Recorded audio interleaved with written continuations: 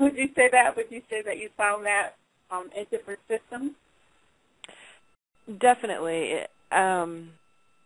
Yes, I agree that that is a challenge. What I encourage at this point, though, is part of self-care is at least preparing yourself for self-care, is valuing you and loving you as an individual. And so while the system is set up that way, and that is something that as nursing collectively we need to work on, I think that you have a choice each day to, live your life healthy.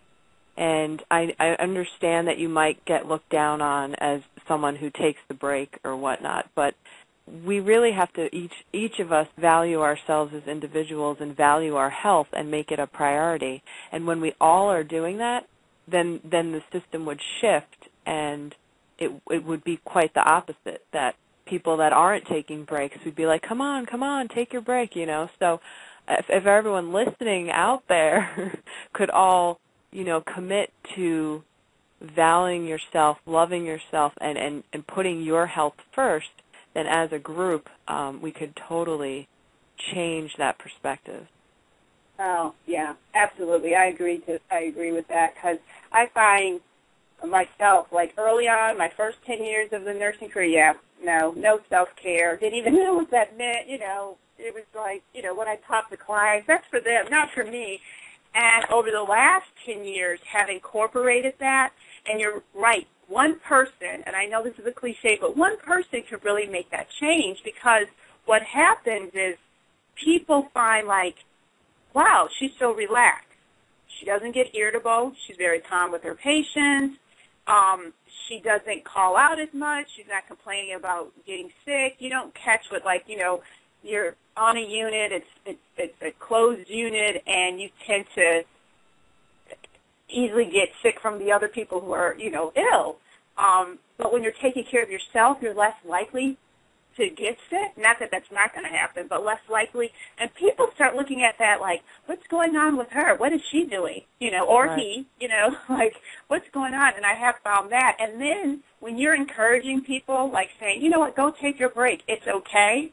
And you're not being that other part of like, oh, they're a slacker, but really encouraging people to get off the unit, get outside, take some deep breaths before seeing clients. It does. You're right. It makes a shift. People start feeling like, I feel better, So, yeah, absolutely. I agree with that. And I wanted to say that I did post on Facebook the question, and actually Jackie Schroeder said, who's a therapist, she said, self-care comes before, during, and after each client. In the early days, I simply would go to the ladies' room and wash my hands.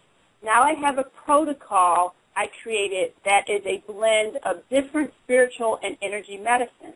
I also take care of my physical space and clear it before and between and after. One way I take care of myself during is that I stay in my body while simultaneously listening to guidance from clients and my own spirit helpers. Hope that helps. Thank you, Jackie, for sharing.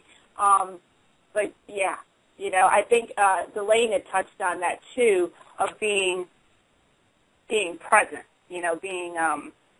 taking that deep breath, throughout that. So, now. Can I just say one thing to that, Cassandra? Oh, yeah, absolutely.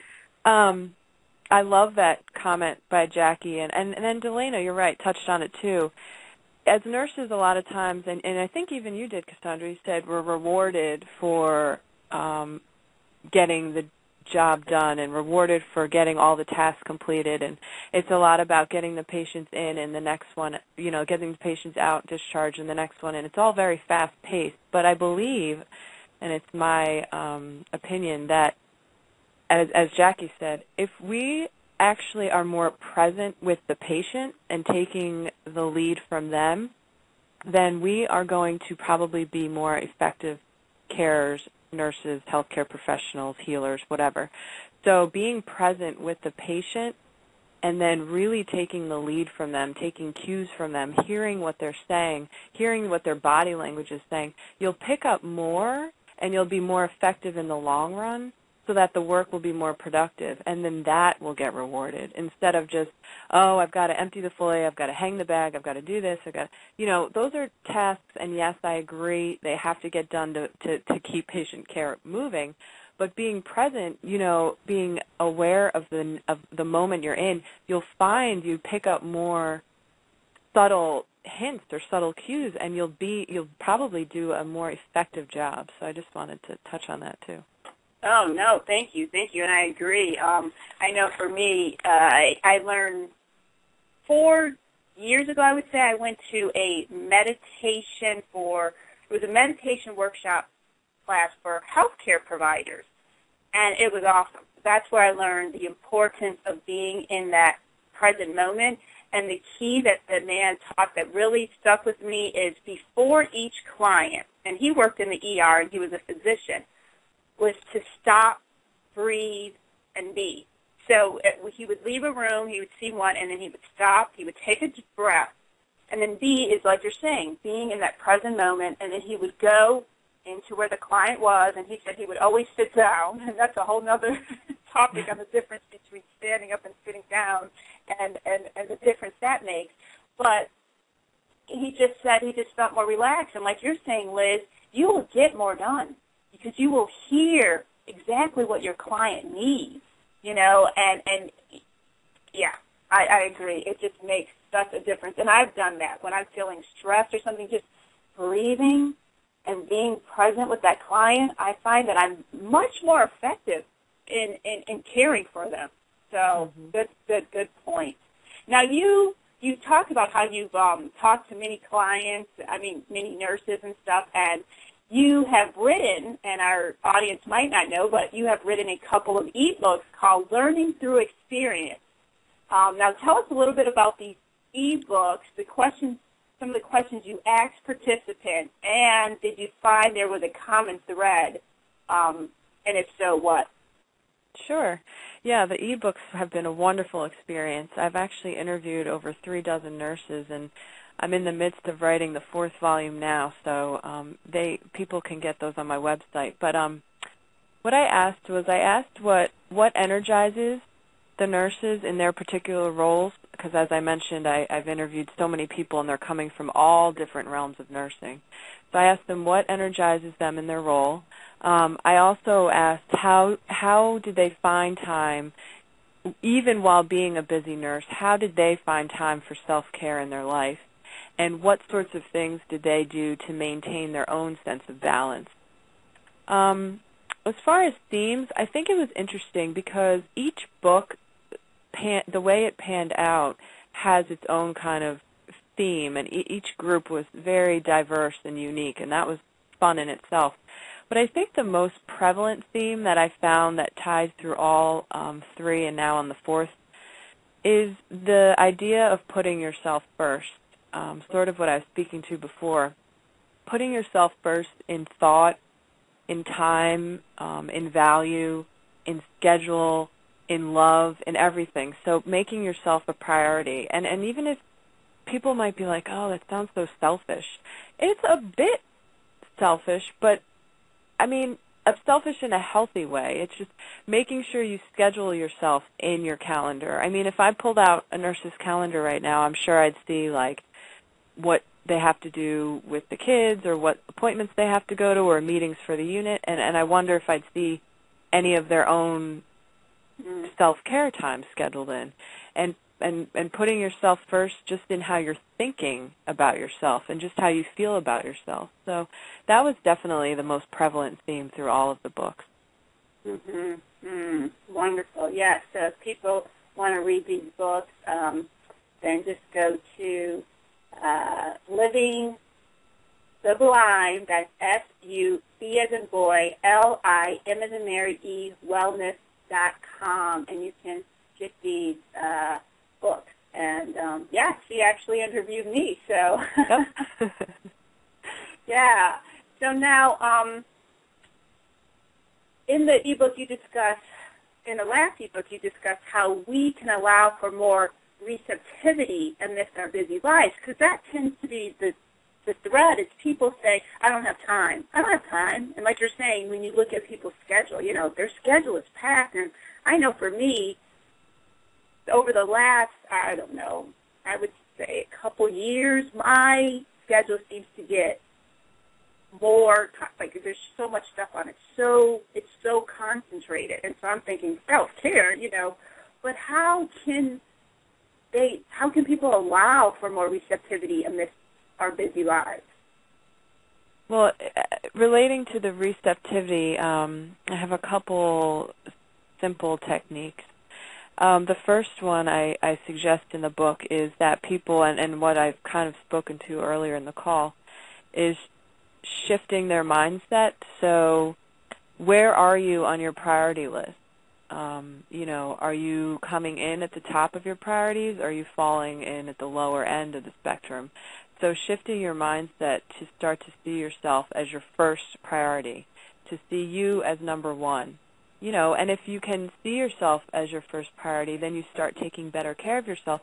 Then you're going to be more effective taking care of everyone else. So you're really shifting your mindset and seeing yourself as first. Another suggestion I offer in the book is practicing with little things. So we're not going to just overnight magically become completely able to receive. If we're of a caring nature and our personality is caring and we give a lot, then this might take a little work. So I just suggest practicing with little things. And the simplest example I can give is just practice with taking a compliment. There are so many times, and I've observed this when I watch interactions with other people, and I kind of catch myself sometimes even still. If someone pays you a compliment, what's the first thing we do? We might say, oh, it's just because of blah, blah, blah, and you're giving an excuse. Or if someone says, your hair looks great, be like, I didn't have time to brush it, and you brush it off. So I just suggest, if you want to practice receptivity, practice with little things first. Take a compliment and just say thank you and feel the good feeling that comes in your mind and your body when someone says something nice to you. It seems really simple, but if you practice with a little thing first, you'll probably it becomes easier and easier to receive help that's going to be bigger in the long run. And then the final suggestion I wanted to share was if you're trying to build your receptivity muscle, is to engage in healing practices. So there's so many things out there. You could treat yourself to a spa day. You can try acupuncture to balance and quiet yourself. You can go to a sound healing concert. People play these beautiful crystal bowls. You can receive a Reiki treatment.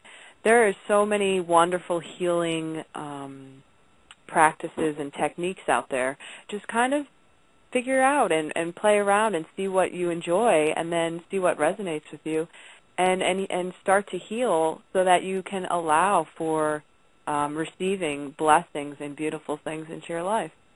Mm-hmm. Yeah.